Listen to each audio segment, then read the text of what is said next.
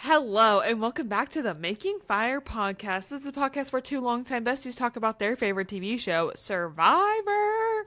This week, we're covering episode 12 of Survivor season Can you 49. believe that? No, I actually can't. I feel like that's every single week. I'm like, can you really believe we're one more episode into the season? Next week is the finale. Girl, don't say that shit. Don't do it. Don't do it.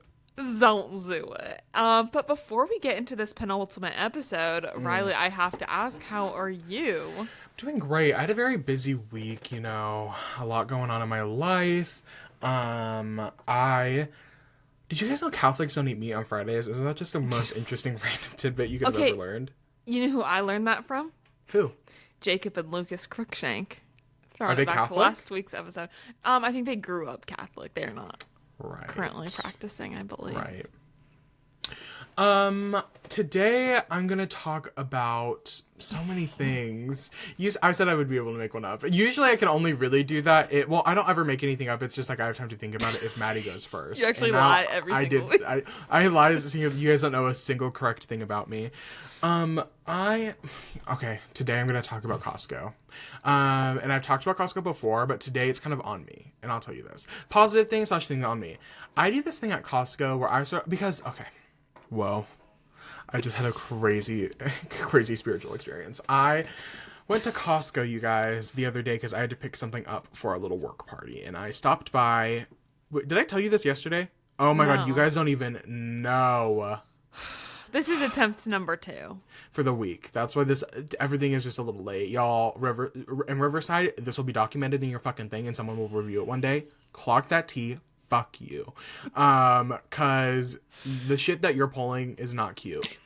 It's not. It feels like it's every other week at this point. It really does. And I'm like, girl, if we can't go to Bella Noche's, then where can we go?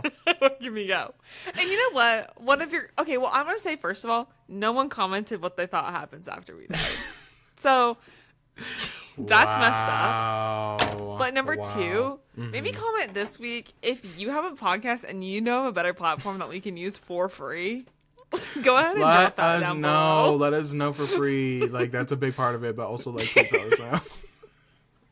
But if it's a reasonable price, we would be open to that as well. But free is my favorite. $4 million. Costco. Okay, so I went into Costco this week because I had to pick something up for a little work party, a little work event. And while I was there... With your associates. With my associates. I had to do a little quick looky-loo around. And why... Girl, like, I ain't never been to a fucking Costco before. And I do this shit so often. Do you ever go to Costco and you grab something and you don't realize, specifically from the food section, you don't realize you're not grabbing its bulk variety? I specifically would do this a ton with the muffins. You know, when there used to be the 6 big muffins, not the 8 little ones, you'd have to do 2. Things. I would forget constantly. I'd only grab 1 tray. Specifically when I was in college, because my parents had a Costco card in college. So I would use it sometimes to get, like, toiletries. Mostly that's what it was. I'd go in and get like toilet paper, paper towels, whatever. I very seldom would actually get food with that because it was so much food. And I was like, I'm one person. I'm not eating all this food. And I know my housemates aren't going to split the bill with me, blah, blah, blah. So very seldom am I used to buying food by myself. When I'm with my mom, like we, of course, like, you know, we're buying for the house and it's different because it's just instinctual. But when I'm by myself, I'm still in the mindset that I'm like shopping minimally. Mm-hmm. Why did I walk into this Costco? Oh my God, pomegranates are back. It's fall. Like, it's sort of that season. And I love a pomegranate. How do you feel about pomegranates? Love a pomegranate. Oh, I love a pomegranate. I love one. Don't always love the work to get into them, though. And that's what, every time I've told this story this week, it's sort of been the same response. I don't love the work that goes with the pomegranates. I grabbed one. Well, I'm just a boy from a small town. How am I supposed to know how much a pomegranate is? It says it's $10.99. I'm like, okay. Uh-huh. And what really sold it was that it's a king-sized pomegranate. So I thought, because, you know, sometimes, like, Costco be having, like, crazy fruits, you know? What'd you call me? Costco be having crazy fruit. Well, you know, like, sometimes it's, like, kiwis with no skin on them, like, cotton candy grapes. Have you ever seen these? Yeah. And so sometimes it's like, oh, it's a king-sized giant pomegranate. Of course it'll be $10.99. Then I make sure to read the sign too, because I said, hopefully this isn't like for everything, but it doesn't say a pack of 6 pomegranates. It says pomegranate $10.99. So I go, okay, well, I'll just grab one. And I said, is it really worth it? I said, it kind of is. Now I really want a pomegranate. Whatever. And so I grabbed the pomegranate. Oh my God, found out. I don't know if this is all Costco's didn't have. Okay, back to the muffins. My favorite is the double chocolate ones, chocolate muffin, chocolate chips. Yes. Of course. And I thought they stopped making the mini muffin version. And they didn't stop. They didn't transfer the big ones to the mini ones. This is probably for a year from my local Costco. We'd go in and they'd be like, they just don't do them. Why did I go in this time? Positive. The mini muffin, chocolate muffins are back, y'all. Clock that tea. Good to I know. was thrilled. I was so excited. So I grabbed a pack of those. I had my one pomegranate. I got carnitas taco meat. I got carnitas. So then I'm heading up my way to the front, and I got a self-checkout, of course, because I only have 3 items. Check out the muffin. Check out the meat. And then I'm trying to scan the pomegranate. I'm like, why the hell is this pomegranate not working? Okay, wait. On top of this, another dumb moment. Why is my man walking around? Hot pizzas, cheese pizza, pepperoni pizza, fresh from the deli. And he goes, do you want one? And I go, for free? Girl, no, the fucking pizzas aren't free. What the fuck are you talking about? And I'm really hoping it came off in a way of me being like an annoying customer. Like, oh, are you giving it away for free? And like not joking. Me genuinely asking if they were for free, because I was genuinely asking if they were free. I was thinking, oh, somebody must have paid online or over the phone for them and never picked them up. That's why you're giving them away. Because I've never once seen somebody. I was going to say, in your defense, I've never seen them do that. And I'm at Costco almost once a week. Never, ever. It was kind of, it was slow this day, which I was thankful for. Because I hate, as I've talked about on this podcast, I hate busy Costco. Literally like my hell on earth. Don't ever put me in there. It was so slow. And so I was like, oh, maybe, I literally genuinely was like, oh, somebody must have forgotten to pick them up and they're giving them away. So I said, for free? And he said, no, it's not fucking for free. They're like $11. Do you want one? And I said, oh, no. And then I call my other man over and I'm like, hey, I said, the pomegranate's not scanned. And he goes, so these are actually going to be a pack of 6. Right. Girl, what the fuck am I going to do with 6 fucking pomegranates? But now that $10.99 price seems a little better. Wait a minute. Now it's a deal. Now it's a deal. Wait a minute. I said, I was willing to pay $10.99 for 1 pomegranate. You're telling me I get 6? It's like 5 for free. Exactly, girl, math. I unfortunately though was not. I said I don't need 6 huge fucking pomegranates. I don't need 6. So I said, like, no. sir, can you go put this back with the... I said, you'll be able to locate it in the store with the 1 pack that has 1 pomegranate missing. That's where it goes. My stupid ass walking through that Costco with 1 pomegranate. Like, girl, what the fuck was... And then I was like, what the hell were you thinking? Did you have a cart or no? No, I didn't have a car. I was just walking. So you literally... 1 pomegranate, the carnitas, and the muffins. All in my hand. I'm booking it through the store. I was in and out in maybe 10 minutes. Yeah. I was just... And then I was walking with my receipt, and I said, what the hell were you thinking? Why did you think... This is your first time living, too. It's my first time living, too. Unrelated funny moment that happened to me today that I forgot to tell you why I was already kind of running late this morning because, Friday blues. I sat down in my car, ripped the fuck out of my pants. And not just a cute little hole that I was like, oh, if I sit with my legs, like, don't man spread today, it'll be fine. No, it's gonna be a giant fucking gash in the side of my leg, my fat ass thigh spilling out. Girl, I said, oh my God, you can see all of my underwear right now. This is crazy. I literally was like, this is insane. Maybe I'm wearing 3-inch inseam shorts at the moment. This is crazy. So then I had to run. I literally ran because I was already running late. Mind you, my current commute is like with traffic. Luckily today, thank God there was no traffic. So it was just like a 30-minute commute. But without traffic, my mornings have been like 45 minutes, and I was already running late. I was like, I need to leave. I was supposed to leave 5 minutes ago. Now, so I had to literally run from my car back upstairs. Pants gone. I'm wearing shorts now, and I'm like. I have to run back upstairs. My animals have been overstimulating me. What's new? And they're following me up the stairs. I'm like, leave me, because I'm running. And they're like, what's going on? And I'm like, leave me alone. Leave me alone. I need to change. And then they're right in front of my door. So I have to like shoot them away so I can run back down the stairs. Anyway, that's been literally my last 70.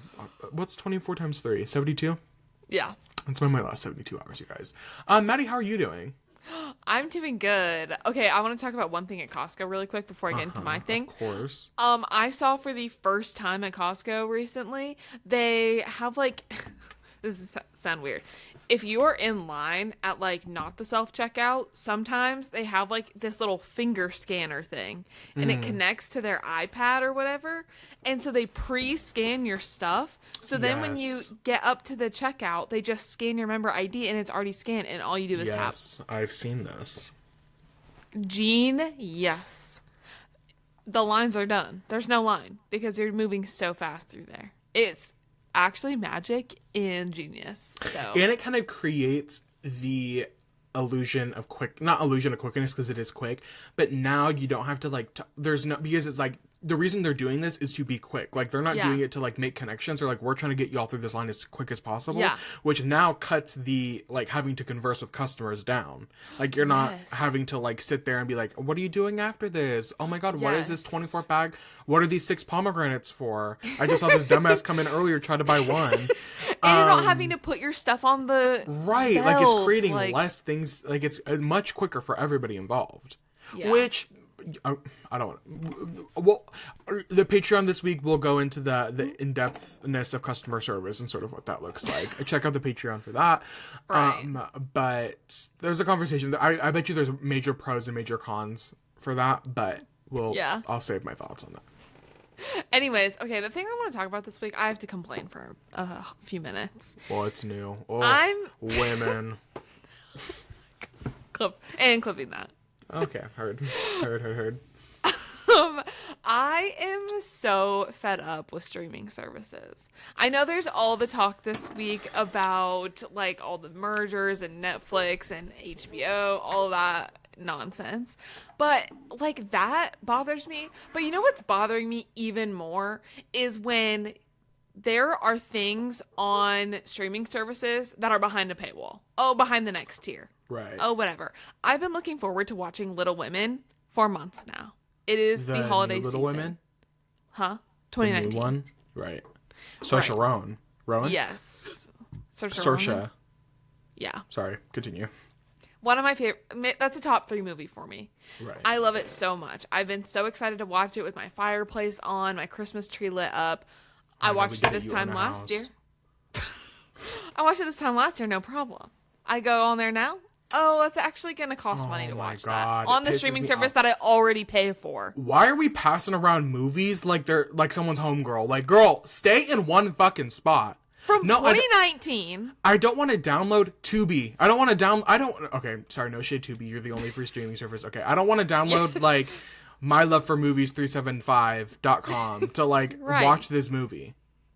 Right. I think it should be illegal for a movie to be paywalled on a streaming service that I already pay for. Yeah. That when is I watch crazy. something on like Paramount Plus that you have to pay for a whole other Showtime subscription. Yeah. I wanted to watch the gay show with Fiera the Scarecrow, what's his name? Jonathan Bailey and Matt Bomer or whatever. They had that little gay show they had. I had to fully buy a Showtime subscription just so I could watch that show specifically. Yeah. Girl, That should be illegal. it feels illegal. Hey, illegal. Ooh, is this illegal? And I wish I didn't love TV shows and movies so much because I want to be done with it. I want to just be like, you know what? Actually, we're done. I'm not paying for any of this anymore. Whatever. But I just like, that is my media. That is my connection to the world. And I love TV shows and movies so much. So, feeling lost, feeling hopeless right now. And it doesn't look like it's going to get any better. I think the thing that sucks specifically with those HBO news is so much good TV is on HBO right now, and it's like, what the fuck are you guys gonna do? Like, how are you guys gonna ruin this? I'm on the edge of my seat for the Pit to come back. I don't think you guys understand. Yes, I am like fiending for the Pit on HBO. I was gonna say, I feel like for me, the past couple months, YouTube has really been saving my life. But in the last like week and a half, I'm really entering a YouTube slump at the moment, which is not great for me. The amount of time I spend on that app is crazy. But anyway, yeah, I get what you're saying. It's frustrating. It's frustrating to say the least, and I really validate your experience. Thank you so much. You're welcome. But Yeah, and you know what? Paramount Plus, you are Fuck you. like number at least 2, if not 1, on my list every If single time. every fucking show that I watched was not on Paramount Plus, I know. I would not fucking have it. And what kills me is that I do have to pay for the higher tier so I can watch Survivor live. And I would say once every 4 episodes, maybe there's some hiccup where it's not working, it's lagging, like it's having problems. Why am I paying so much money? I'm paying extra a month so I can watch this show Feels live. illegal. It's not even working. This would not happen in Zora Mamdani's America. That's all I'm saying. Right. That's all I'm saying. That's all. All right, moving on. Anyways, let's get into the Survivor episode. What an episode. Very polarizing. Lots of commentary happening on this. Do you have any thoughts off the jump before we get into it? No. We'll get there. You guys, we said this a couple episodes. This is a Friday recording. I've had a lot happen in the last couple days, so my brain is a little iffy on Survivor at the moment. But I have to say, they somehow blindsided me as an audience member. I was not expecting Steven's vote out. I was not expecting him to be How it voted out by happened. some of the people. I think that's what really got me is how it happened. I was not expecting Christina and Sage to both flip. Christina, I have tried to be as nice as possible all season, and I just once again dumbfounded by her. Maybe she's playing at such a high level that I just cannot grasp it. Yeah. Right. She seems like a lovely person. Like Once again a lovely person. I would have to agree that I feel like her game decisions do truly confuse me. But I did not think Steven was going to go home tonight, and it really dumbfounds me the way that the minority of this game was able to blow a 7-3 lead going into literally it would be different if there were no opportunity. It'd be different if I don't know, something happened where there was no possible way to reverse the outcome, but they were given multiple opportunities. Oh, yeah. But it's also they weren't helping each other. The way that Steven went about all this advantage shit just was not I don't know. It just wasn't helping his case. It wasn't helping build rapport, a strong opposition to the three. Yes, I think in the moment a couple of episodes ago when he got this advantage and he built up this conspiracy around it, Rizzo specifically, his confusion around what was happening. I think that was good for Steven individually in the moment. It was a good initial response to what was happening, but I think you could say this for a lot of what's been happening and since the merge, since Nate got voted out, is there's no vision of the future.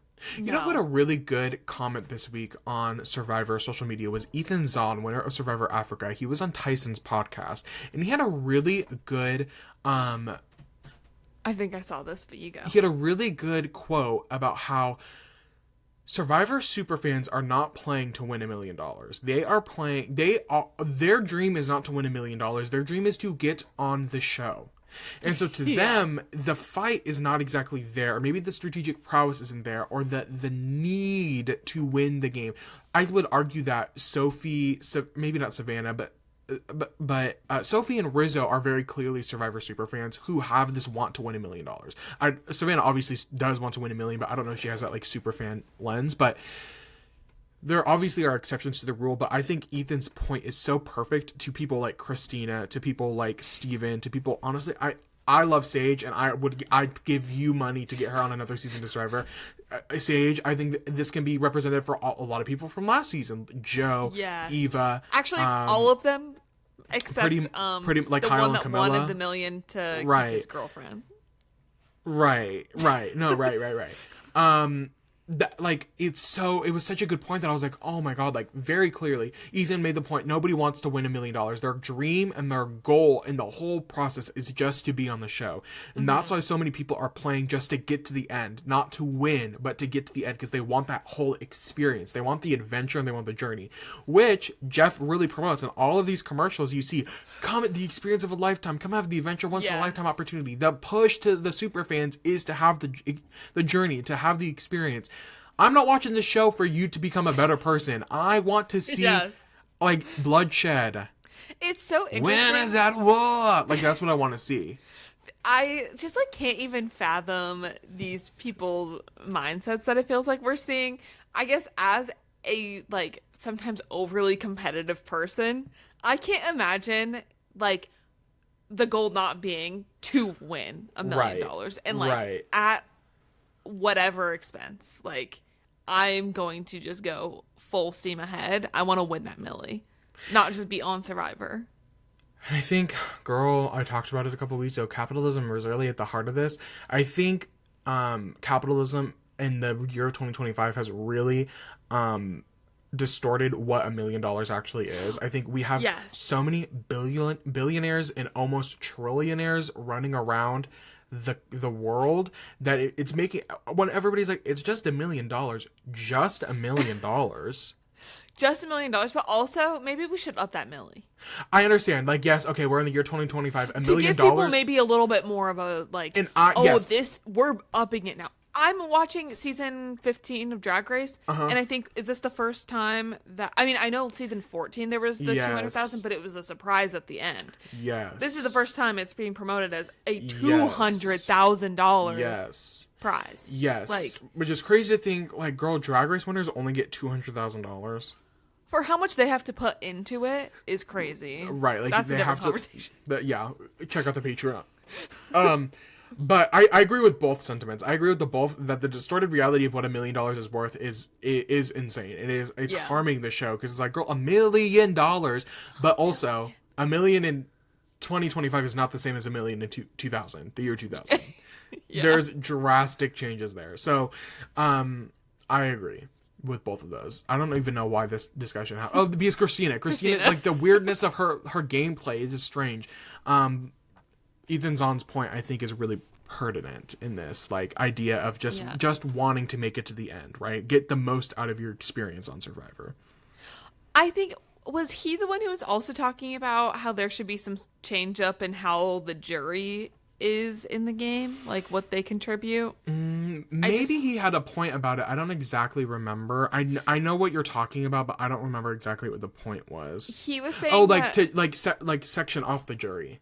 Is that what you're talking about? I think he was just saying, like, we need to have a jury overhaul because they play such an important part in who wins, and we don't get to see any of their decision making. Like, once they are off the show, like, especially now that there are no Ponderosa anything videos, we aren't seeing the campaigning, the, like, discussions, how people are coming to these conclusions. And I think I 1000% agree. It's a really important part of it.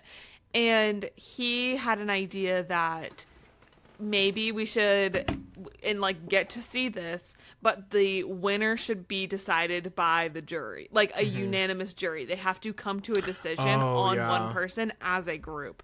And I think that would be really interesting. Obviously, that would change like some of the fundamental parts of how the show works. Right. But I think making the jury more important would be so interesting. Right. Another comment, I don't remember if he made it or if Tyson made it, but was like, I wish that we could hear from them, like, making these conclusions throughout the season, or like while they're on the jury. So even at tribal councils, like any week while there's a jury, they should be able to have the opportunity to ask a question or like get more information on something. On like what just happened. Yes.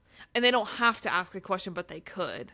Or just things like that to just make the jury more a part of the game when they are making like the biggest decision in the end, and we're getting to see absolutely none of it. In final tribal council, a lot of times is just not giving anymore. It's like not the same. And I fully agree. He's like, sometimes people are casting their votes on someone and you're like, I didn't even know they had a relationship. Like, or I don't know. I don't understand why this person is making this vote to give someone $1 million. Right. Let's up those antes a little. Let's make it more interesting. $1 million in the year 2000 is $1,886,178.86 as of September 2025. It's almost almost a whole other $1 million. Let's have it go with inflation and then see what happens after taxes. Let's make it $1 million after taxes. It'll be $800,000 after Obama takes it.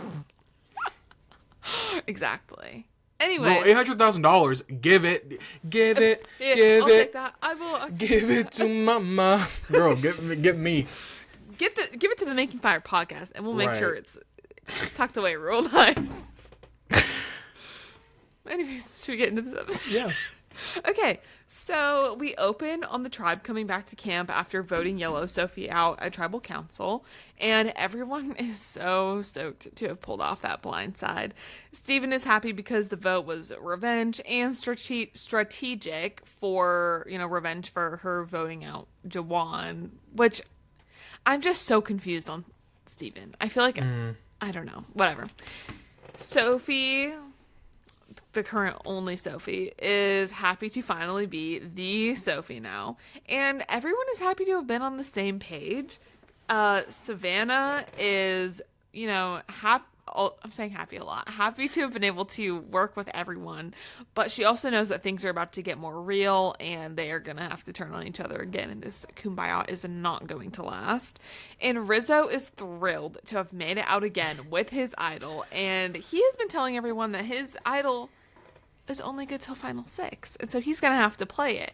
And everyone is believing this because he's telling them that since he got it at the earlier stage in the game, it's actually not good till Final 5 like normal idols are. Girl, why the fuck would y'all believe that? No shade, but when has that ever been the case? What Delulu are they all under? I'm so just not... Rizzo has a spell. You are under spells! The Rizzo spell is real. It's the Riz God. Like, maybe he has that Riz. Riz has Riz. I don't want to... I think I'll just say this now. This Final 6 on paper is so interesting to me, and I really wish something more interesting happened. Because you're right, like, they're all in it to play the game. Like, there's stuff to play, like, things to happen, people to cut, on paper. Yeah. You'd think if 7 weeks ago, if I was told at Merge that this is what the Final 6 was, I would have been like, oh my god, how the hell are we going to get there? And what the hell is going to happen there? You know? Yeah. I need the Riz of the Riz God because he made it through is the 7 tribals with an idol. A public idol that everybody knows about. That is wild. That's legendary. So that's cinema. Okay, after the intro, it's the next morning and it is very rainy and not cinema actually. Everyone is sitting under their little shelter, which I'm just so like, we made it this far into the game and that is maybe one of the worst shelters I've ever seen. Girl, is borderline not a shelter. They're sleeping on the dirt. Not. Yeah. They have something covering their heads. That must be a giant tarp is what it is. Somebody must have won a tarp at one point because I was like, there's no way y'all are fitting. There's so much room in between everybody. Girl, back in my day, Survivor China, Survivor Heroes vs. Villains, Courtney was hiding in a hole in a wall, literally. I'm just confused why they never built like a platform for it. Girl, they're only out there for 29 agenda. days. Yeah, they don't need it. They're like, well, it's or fine. 26 days? No, 29 days. Yeah. Wait, what? No, 30. It was 36 days. Now it's 29, I think. No, it was 39. No, it's 26. God, girl, I'm only slightly dyslexic, okay?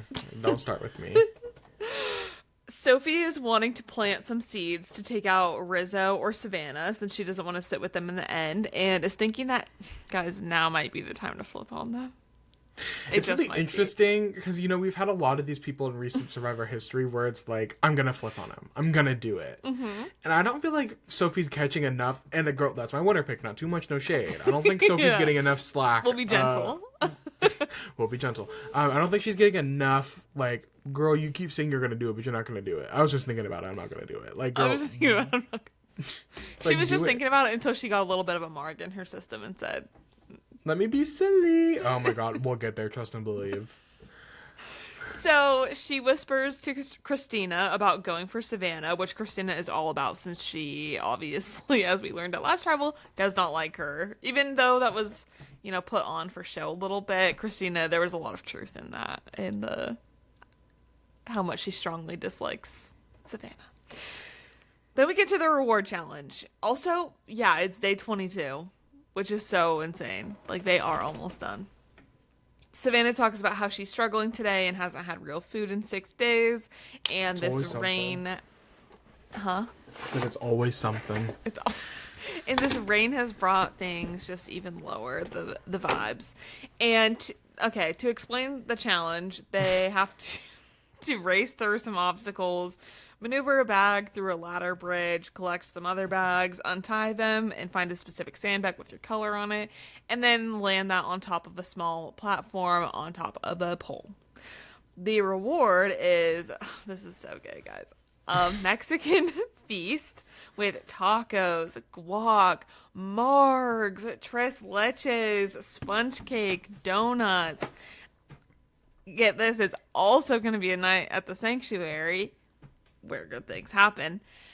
And it's going to be letters from home. They said, let's put every single good reward into one reward. Girl, don't piss me off. Like, I don't know. I think I just have like my heart is broken. I don't know. Just like family letter. No, I can't say that because I did get a little emotional this episode. But I just. Yeah. No, me too. But, okay. Jennifer,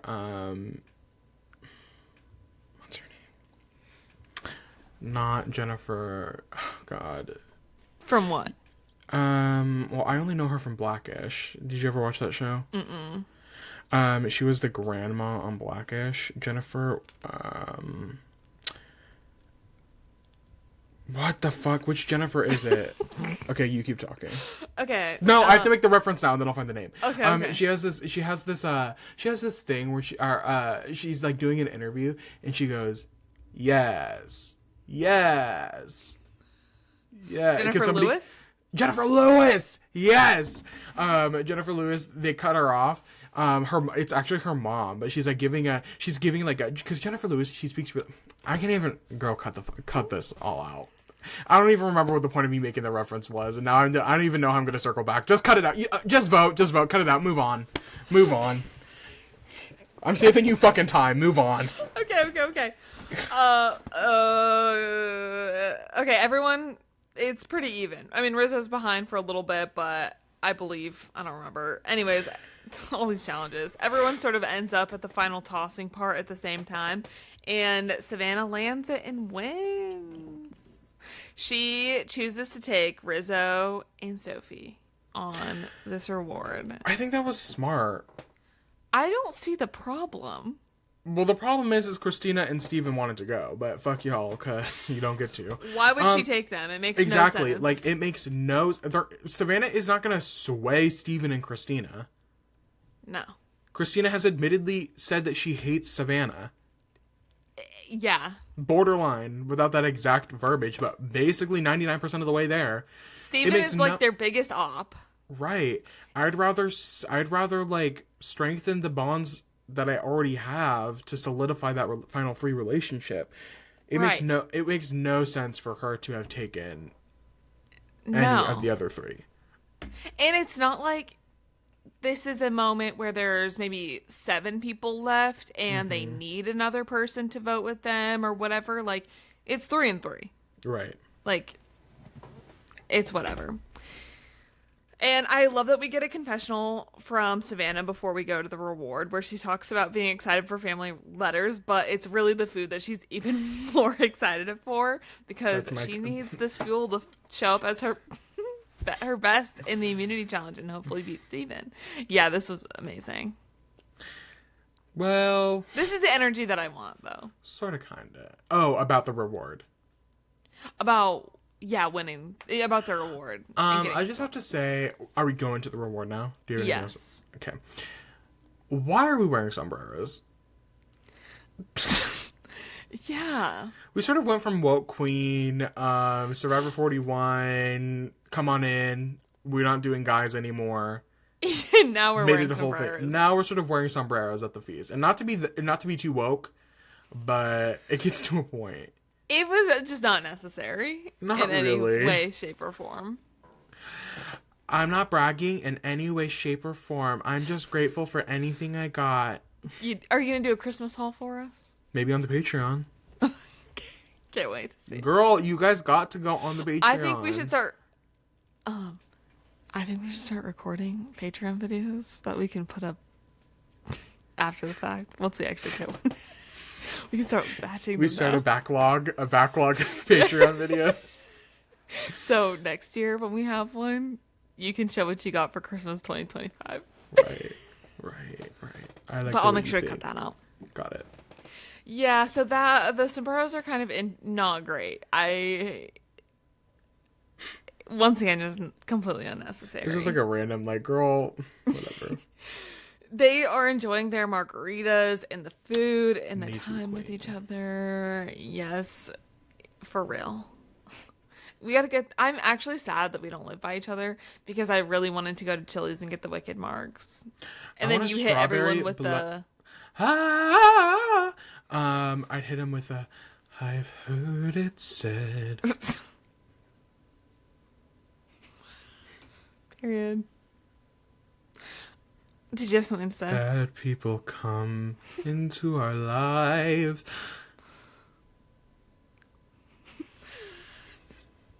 Sorry, I'm just holding space for A that. reason. Y'all, it's a night recording session. We're silly. I actually am one marg deep, you guys.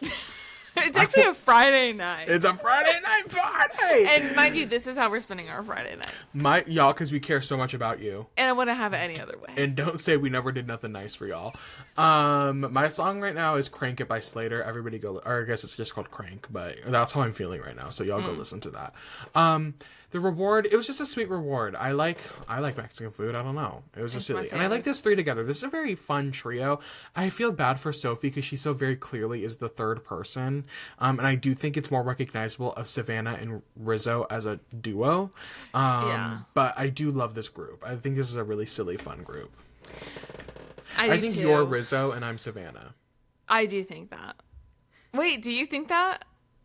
Yeah. I think we're kind of a mix of them. I think we're kind of a mix of them. Okay, anyways, Sophie talks about how hard it is to, have some people on their reward and then the others are probably not feeling great back at camp. Oh, God. And we do bounce back and forth a little bit. So Sage feels like not getting chosen to go on the reward is karma for not getting Savannah out already. And I love that she was Christina. able to admit that. I love that she said, you know what? This is the universe telling me that I that was a bad choice. And Christina's like, oh, I don't think that's necessarily the case. And Sage is like, no, it is. No, just vote. Just vote. I would love to see Sage and her name is actually Jordan. Jordan. Fish girl. Fish girl in a room together. No, like... Notice just how we've never vote. seen them in a room together. I've heard it said. Okay. Christina tells Sage and Stephen What are you about... playing with today in your hand? Oh, this is a hand cream lotion that is almost gone. And I can, mold it. Oh, now I can't get it back to its fluff. Oh, here we go. It was lemon and white verbena. It's multiple years old and it's all worn off. And there's actually hardly any left. Okay. Anyways, Christina tells Sage and Steven about how Sophie spoke to her about getting Savannah out earlier and is hoping that, her bonding with Sav today doesn't change her mind on things. And, if she's going to be right about one thing that happens in this game, it's going to be that. Steven at camp shares that it's a block vote, what his advantage actually is, with Sage and Christina, and he wants to use it to give them the majority at tribal council. Sophie says that, then we're going back. It was so back and forth. Okay. It was, yeah. Sophie says that, in her confessional, maybe she actually doesn't want to flip on Savannah and Rizzo, and that this, being on the reward with them, is a sign to stick with them. And she coins them the Tres Leches Alliance. Now, I'm not sure how I would see this as a sign that you should stick with them. I don't know. I can't do too much of my girl because that's my queen at the end of the day, but Sister, I need you to like walk in a little bit. Like I need you to like really take a step back, actually. right. Take it and look at it from a bird's eye view. They're bettering up to cook you at the slaughter. Yes. And it's about to get even worse. Because Sophie then tells them that she has the knowledge is power advantage and wants to use it to take Steven's advantage. Y'all, it's not safe for Sophie Sands tonight. It is not. All y'all who had Sophie as their winner pick, we were in the trenches this episode. And you know, this could not have been better news to Rizzo because it shows that Sophie is so loyal to him that she has known that he's had this idol the whole time and has not done anything about it. Like, that is just like I mean, we're for sure gonna get to it at Tribal. I think she definitely buried her grave there. Yeah. But this is one of those she built a slam dunk moment for Rizzo at Final Tribal Council with the three of them. Yeah. Literally for him to be like, she trusted us so much, we could have done anything, and she was never like, it's foolproof. It's literally like pure logic. Once again, I just do not understand the like Rizzo's aura, I guess. Like, right. This idol, for some reason, has almost acted like as a shield every single time. Yeah, which like, is insane. No one wants to mess with it. And Savannah and Rizzo, like, there is no excuse for them to have become the players of power. The power players.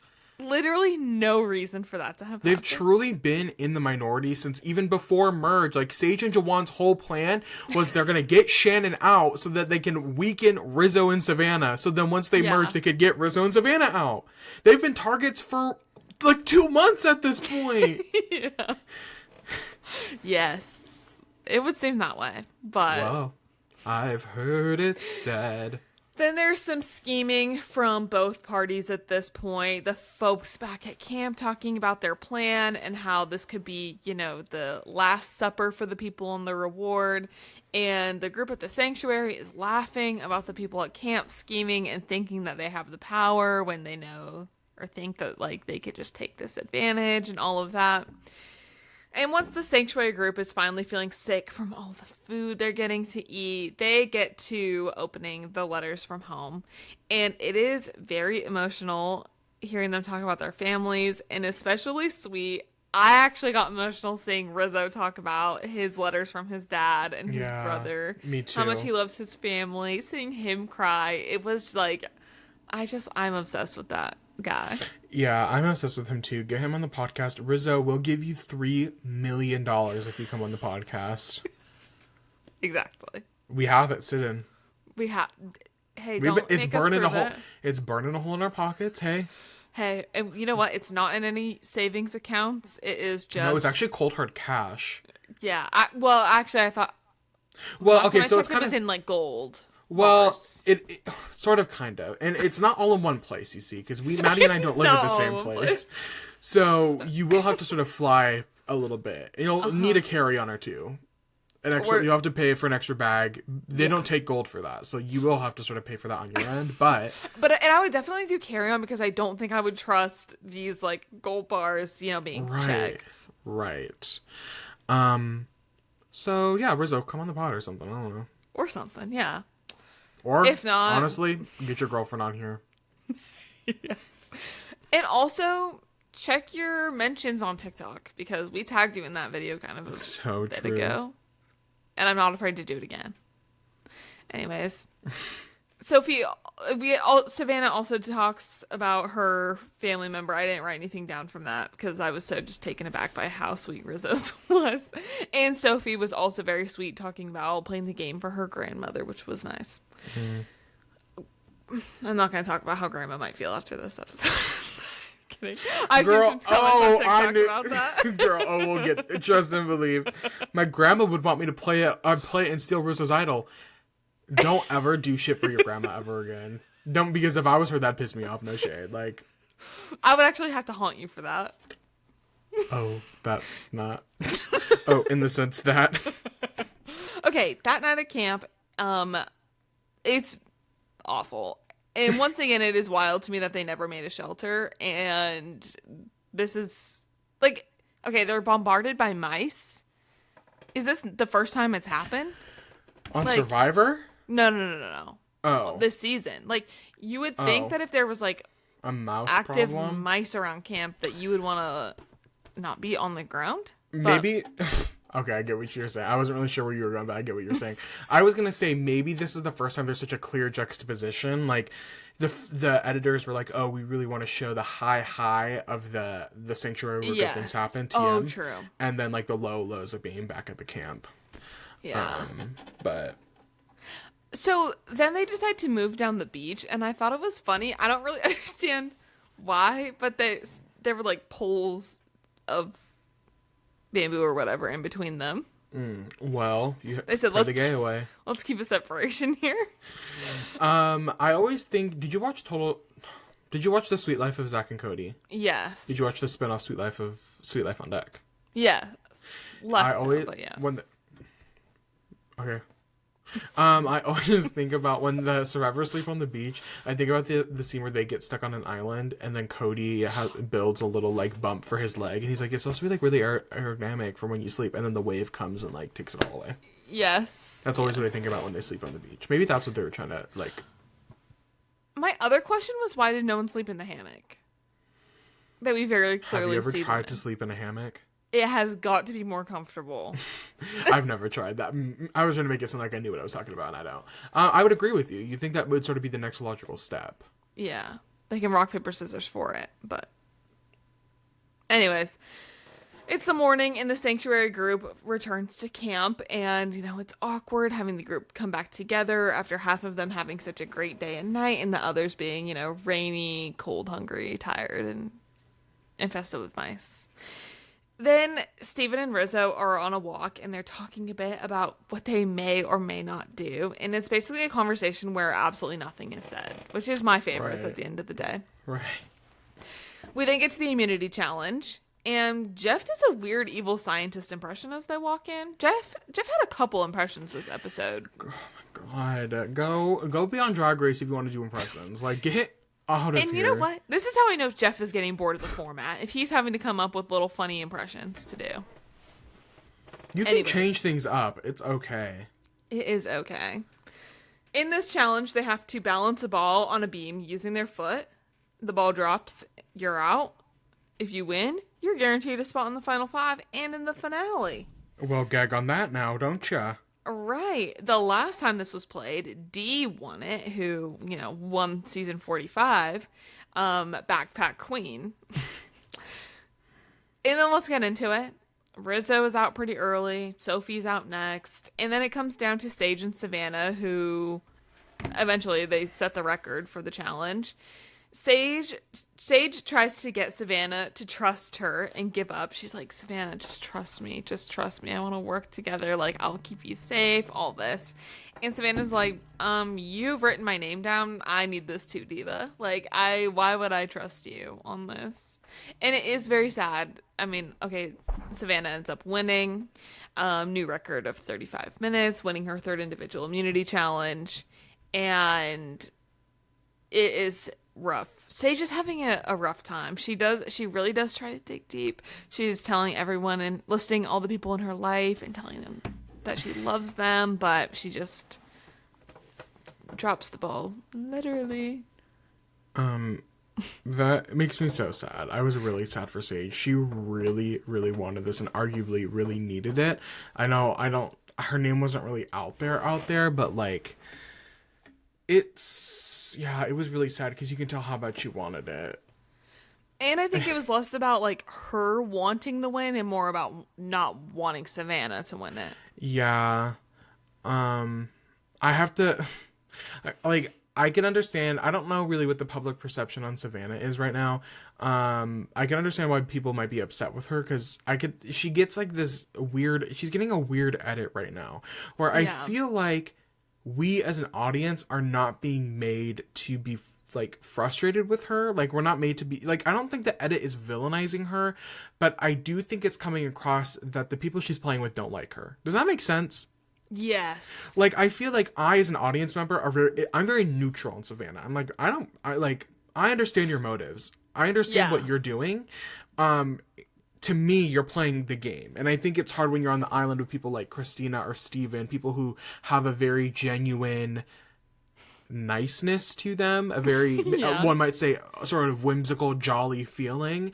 And you're someone like Savannah and even like Rizzo, who doesn't necessarily give off that energy. I'd argue that there's a little whimsy with Riz God, but Savannah doesn't necessarily give that image.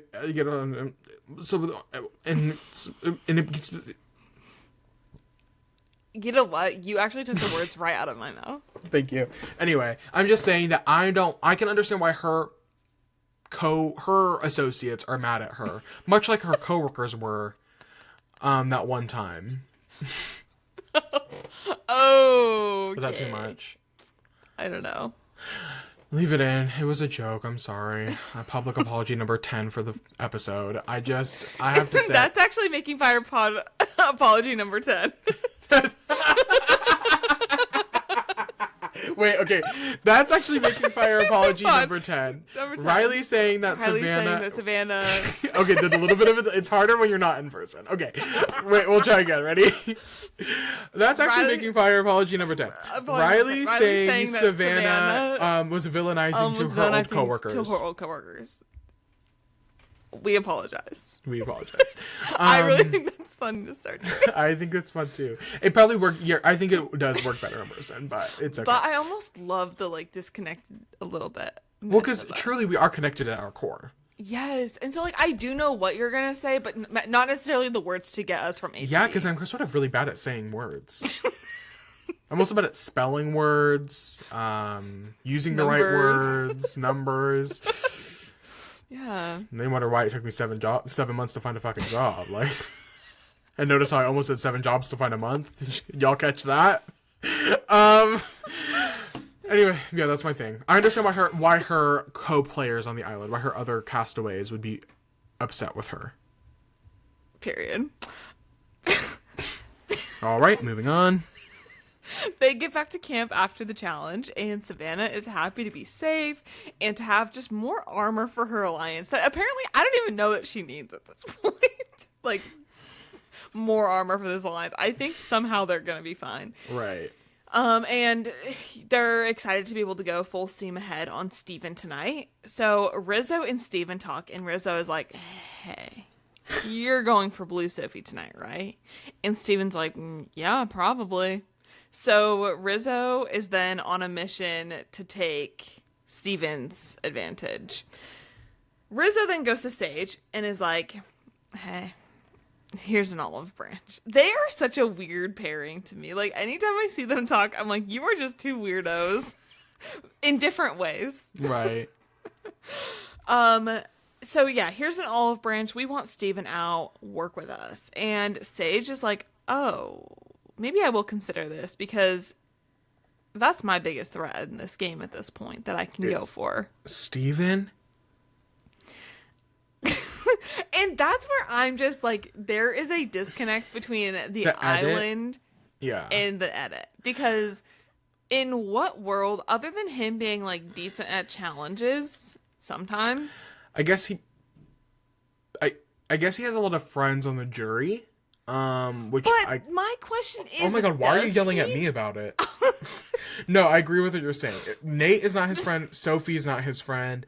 I feel like his whole problem is that not enough people are his friends, and that's why he can't get enough people to do anything. Speak on it, sister, because you're right. That's why, because nobody wants to work with him. Exactly. Wow, you really enlightened me. Hello. Are you taking him? Yeah. Are you going to bed? Why are you taking him? Oh. Oh my god. He wants his This dog. is a man's world. Anyways, yeah. I'm just unclear on the Steven threat level. Steven aura of it all. If only the editors would Get me in the editing booth. You got 90 minutes an episode and you can't give me a reason why Steven is being considered a threat. But maybe that's it. Real. Maybe that's just it. Maybe we're overthinking it and thinking we need some huge reason to why Steven is a threat, and they're genuinely he's a challenge threat. We need to get him out. Maybe that's just it. It's just his challenge performance. I just don't get it. So yeah, she is really considering this. She then brings this to Christina, who is shocked, allegedly. And Sage says that she wants to sit next to her, Christina, and Sophie in the end. That makes no sense to me. No. Why would you want to sit next to Sophie, the person who has had to fight tooth and nail from day one to From be there? day dot, like... I'm just, like, not understanding that. Like... You know, but then it's like, you also... She doesn't have a lot of options. It's either she sits with Sophie, or she sits with... Steven? Yeah. I Like, guess. there's just no options left. Like, you're at the point of the game where if you're just now considering, like, that's, again, constantly this episode bringing up the difference between these players. Savannah and Rizzo, they've been planning for this since literally Nate was voted out. Nate was voted out and they said, we need to lock in and figure out how we're going to get to the end. Yeah. They've been thinking about that. Again with Sophie. Sophie going into the merge had already been playing the game. Blue Sophie had been playing the game since day one. Our OG Hina yellow people did not have that same grip, you know? And so it's like, why are you just now, like, this is the first time I'm really hearing Christina being like, looking at, like, thinking about it. Girl, it's too late now. Yeah, there's not a lot of options. So, yeah, Christina is like, that's my bestie, what? But she ends up doing something crazy that we'll see in a little bit. So then Christina and Steven are talking, and she literally tells him that they were having a conversation about him being an option tonight. And he is like, she is such a sloppy player. This is so funny to me because we're like built to see this as his number one ally. Right. And he's like, she is such a sloppy player. What is she trying to say to me? And he's like, it's like her playing Survivor is like eating a big messy bowl of spaghetti or something like that. Imagine. And she's eating with her hands and we're all eating with silverware. That's what he said. Steven got nasty on the island that day. That was a nasty thing to say. I wish we had this Steven all season. And y'all, like, not nasty and like that's just gross. Imagining her eating spaghetti. Like that was that was like Y2K diva, like, girl. Like that was nasty. That was a Courtney level read. That was Courtney level read. Like that was nasty. You did not have to say that.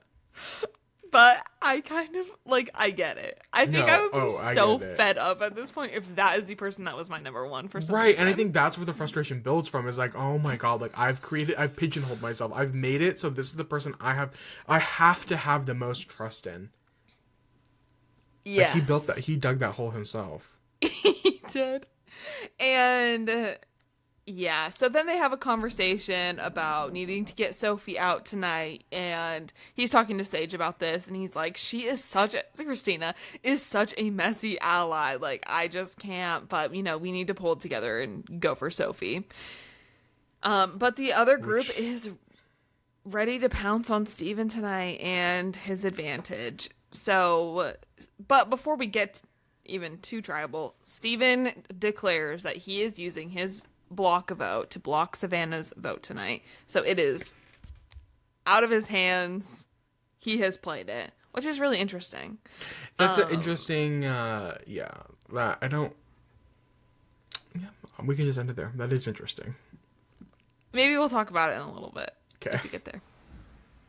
Sophie isn't confident in Steven's advantage being a steal vote, though. And I guess I thought that she had to specifically know what the advantage was to take it. But she also thought that. Which I feel like knowing that someone has an advantage is a lot of times, like, easier than... Right. Like, I feel like you should have to know what it is. You can't just be like, you have an advantage, I'm going to take that. Right. It's interesting, too, like, the distinction between advantage and idol. Yeah. That the Survivor people separate that, because an idol is an advantage. It's like a rectangle and square. Cancel the podcast. Cancel it. I need to be writing a book. So, Sophie isn't confident in what Steven's advantage is, so she thinks that, you know what? Maybe I need to take Rizzo's idol instead. That would give That's what me Grandma would have wanted. that would give me greater security, and maybe I need to be a little bit more cutthroat for that Millie. Is basically what she said. That's what Grandma would want, and that's where we leave off. God, like Sophie. Like you were so close. Like at this point, there's so many what ifs, and that's what I hate about Survivor. It's like, Yes. okay, we're at the final 6, but there is so much game left to play at the final 6, right? Like, Yeah. okay, what if Sophie steals Rizzo? And we'll get there, but like, what if Sophie steals Rizzo's idol? Now Savannah does not trust her. She looks back to Rizzo on the jury. Rizzo could fully like flame her if he wanted to, unless he Yeah. had the balls to be like, that was a good move. I respect it. Yeah. But now Savannah hates her. Will not trust her. Savannah's odds of winning is high. Are high. Winning next immunity. Steven and Christina are still each other's number 1s and 2s. Maybe Sage is now her close ally, but. She's still at the bottom. She's still the 3rd in whatever alliance she works with. If she flops over to Steven and Christina, she's still number 3 there. I feel like there is a way, though, like, if she was sitting next to Savannah at Final Tribal, where she could talk her game up enough and Right, win. like make it I seem like see it. I knew the whole time. I knew the whole time these two were my thing, but I used them as a shield. They were my biggest ops, but I Right. used them to my advantage. I used them to my advantage is you all would target them before you would ever target me. That sell and it. Print and it. I would just be like, Savannah didn't even need to play the game. She just kept winning immunity. Exactly. And And she had making Rizzo herself the whole safe. time. She had Rizzo's idol the whole time. She had Rizzo's idol, and she had Rizzo as a shield the whole time as Girl, well. get us in the game of Survivor. Yeah. I'll play for $800,000. I'll play for an overnight trip at the sanctuary where good things happen. TM. But only if it's Applebee's themed. Only. Maybe Chili's. Maybe Chili's. Yeah. So we finally get to Tribal, and Sophie, by the way, stuns on the jury. Her fit. Oh my god. Should I Beautiful. recreate it right now? Hold on, I'll take my shirt off. Give me a sec. Rip the buns. A girl, and you know what? Do you remember what I said at the beginning of the podcast about and that would happen? Girl, and that would be how. Thank you very much. My webcam will get a show for the second night in a row. That's all I'm gonna say. That you were talking about the other situation. Well, I was, yes. That I was originally, but then I remembered. And even more. And even worse, sort of. Yeah. Y'all make sure you're... And you know what? Never mind. Cut it.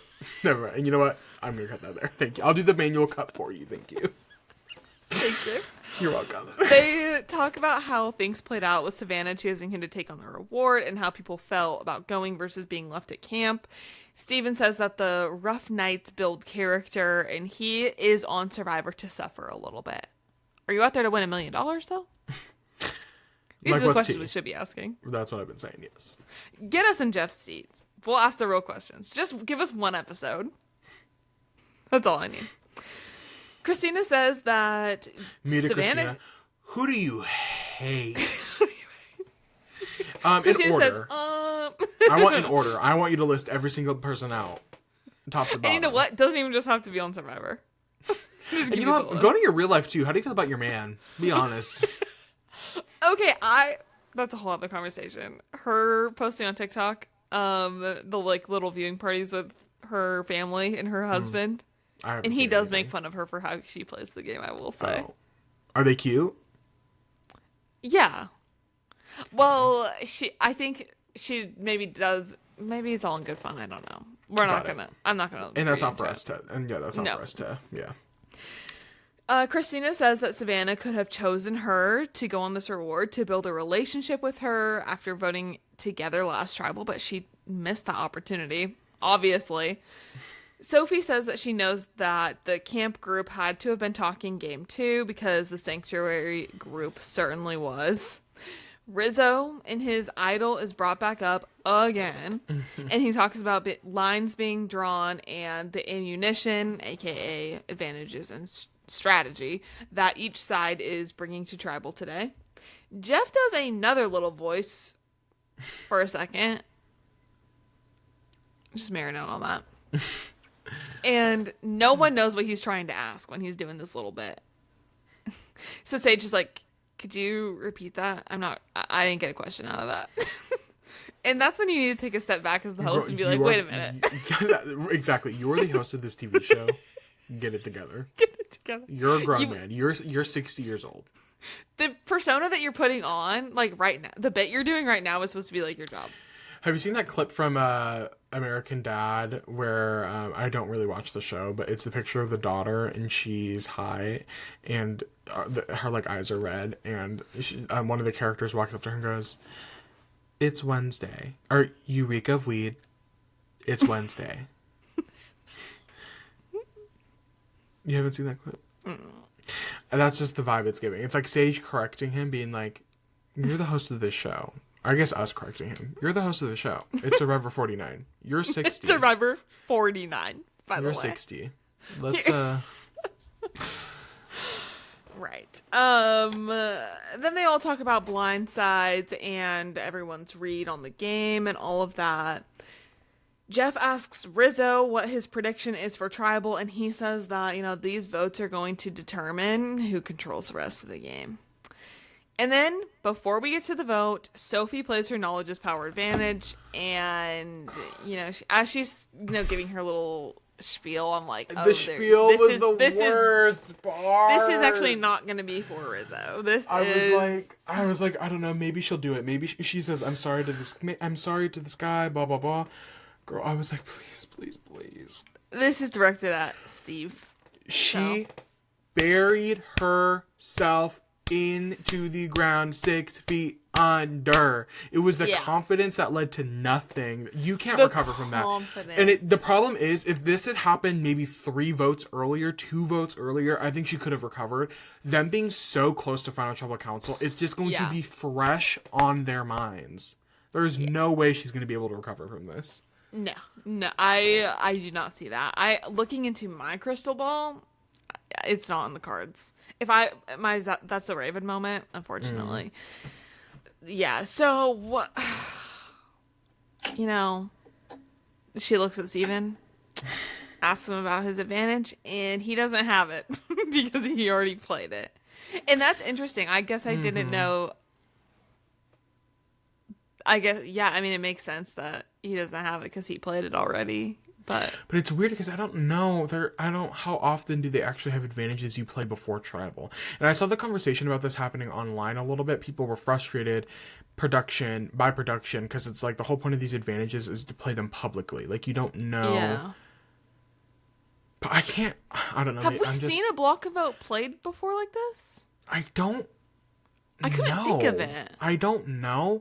But I only can think of like steal a votes where it's before the vote, like before they go to cast the vote, somebody has to be like, I'm stealing this person's vote. I feel like, but now it's like, I genuinely can't remember, you know, like I'm genuinely like, I can't think of a situation. So, I mean, maybe it has, but it wasn't like such a moment like this. Right. It was just a lot more, whatever. Yeah. So they go to vote or whatever. Rizzo says, "Oh, they cooked my girl Soph, man." Girl. He's got to have one little moment every episode. Right. Sophie is frustrated and she's mad because she's, you know, embarrassed. And if she goes home for that, like, that's so embarrassing. And Savannah is scared for her alliance at this point. So after they vote, they get back to their seats. Rizzo learns that Savannah's vote was blocked. So he decides, hey, I'm going to get up. And I feel like this was even like another nail in the coffin of him putting on this whole performance for his girl Soph and then saying, hey, I'm actually not going to play this on you. And I'm actually not going to play it at all. I'm going to go sit back down it and, quote, risk it for the biscuit. Like, why did you do it? There was no need to do it. That was actually just, like, made Sophie look even worse, in my opinion. I know, because it's like, oh, wow, so you sort of trusted him the whole time, and he does not see you as valuable enough to save you. Yeah.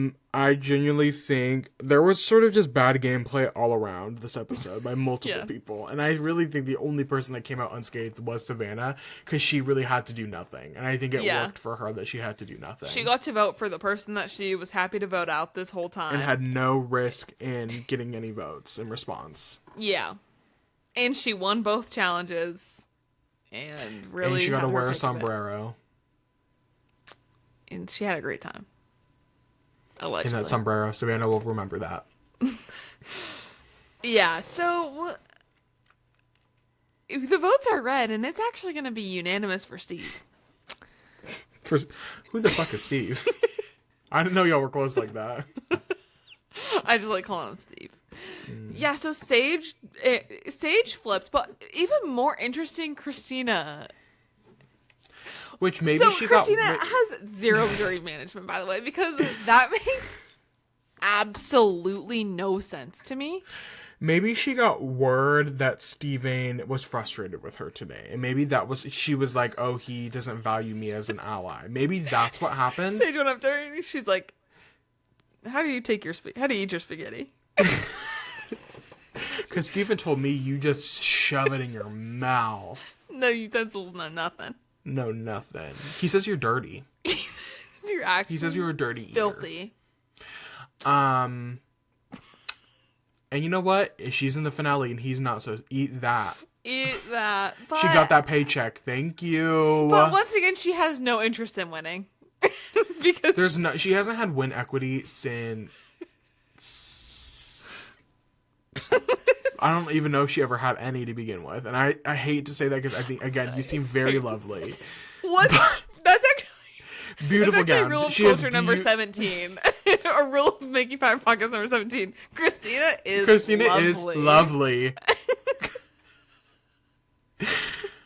Period. Like, Christina is lovely. And I just don't using lovely girl. Like, you know what? Yeah, you do. Yeah. I'm going to have to leave it at that because I want to keep this nice. And Sage asked Rizzo if his idol still works for next time, and he's like, yeah. And she goes, you freaking turd. I love her. I'm That's sorry. where we leave off. I love her too. Sage, you inspire me. You do. I need to start using that. You freaking turd. You freaking turd. You freaking turd. I did a crazy Irish accent yesterday. It was kind of wild. So I want to know where, like, the connection is. Oh, freaking turd. I was like, I sound like a 5th grader. And then I thought, oh my God, I did an accent yesterday. Can you share with us? I can't remember. It's because one of my associates said something and she sounded like she was Irish. And so then me and my other associate started laughing. We like, you sound Irish. So then I re-said what she said with an Irish accent, but I can't remember what she said. And see, now I'm not going to be able to do it. That was bad. But it sounded really good. They were like, oh my God, why did you just pull out an Irish accent? And I said, I kind of did. That was wild. Should I do my Miley Cyrus impression? You are under spells, people. Should I do my Miley Cyrus impression? Sure. Hi, I'm Miley Cyrus. Remember I did it a couple weeks. Hi, I'm Miley, and I'm so excited to be here. And my daddy's Billy Ray. Never move him out and from the other side. Okay, I'm currently watching season 15 of RuPaul's Drag Race, and which one of the twins did Miley Cyrus impersonation? That was Spice. I've actually never seen a worse Miley Cyrus impersonation. Like, Miley's not dumb. Sugar to Trisha Paytas. Just as bad, I'd argue. Yeah. And I'll leave it at that. Thank you all for watching this episode of the Making... Oh, you're just gonna... Okay, well, thank you for watching this episode of the Making Fire podcast. We had such a great time. Next week is the finale, so, be sure to turn into that. But in the meantime, follow us on Instagram and TikTok at Making Fire Pod. And what should they leave a comment about this week? We talked about leaving a comment. What did we say? Yes. Podcast platforms that are better than Riverside. That isn't Riverside. Or if you work for Riverside, tell us why you suck at your job, maybe. What's going on at headquarters that's making it so hard for y'all to do your job? Give us the tea on HQ. Yeah. Because things cannot be going right over there. No. I actually think it's just a bunch of hamsters running on a wheel, and that's sort of what's going on over there. It's the hamsters who respond in the live chat that's actually not live, and they're going to follow up by a million emails. A million. Y'all, don't ever, if y'all want a clean inbox, don't ever email Riverside, because your inboxes will never be empty ever again. Right. They're gonna send you multiple emails, say, hey, where are you? Girl, you told me you weren't available for 24 fucking hours. I'm making dinner. I'm making dinner. What about you? Right, I'm making dinner. What about you? You're on your little hamster wheel. Well, obviously you're doing nothing because your website is down. Obviously, you're not doing anything. It was down for multiple hours. Yeah. Mind you. I know what I'm doing, and I know what you should be doing. I think we should get on the same page about that. I'd love to connect with you, but your fucking platform is down, so it's not possible.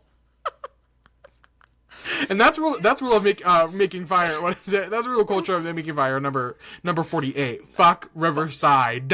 Yes. We gotta go. Well, okay. Anyway, see you next time. Bye.